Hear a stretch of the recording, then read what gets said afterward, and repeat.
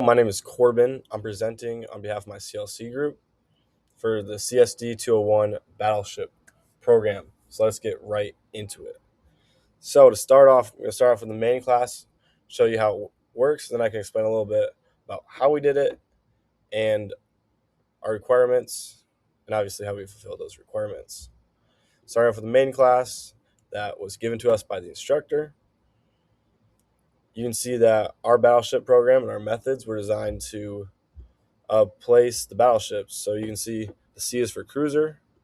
You have an S for submarine right here. And then you have just a normal battleship. Those are all on the boards, making sure those get on the board correctly, make sure that they're actually on the board, that parameters put in are on the board, that they're not having repeats, that another ship isn't already there. And just work around simple logic to work around those requirements. As you can also see, our methods also pass all of the required unit tests. So we can see that our methods do work and our logic is correct. Now to go over some of this logic on our ship placement class, we can go down to the battleship class. So we basically start with just getting the actual position into what the 2D array is going to be, using the inputs of the start row and start column. Then our first loop tests whether the battleship is placed in a valid spot.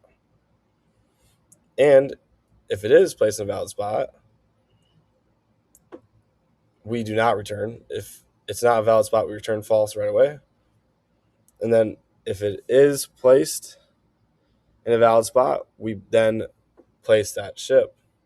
And the reason I do two different loops instead of just one is because if I was looping through the first one and I was placing, maybe I got the first two out of the four, because the battleship, there's four Bs in it, and the third one was false, then I would have placed those two Bs and it placed a half of a battleship. And I don't want to do that.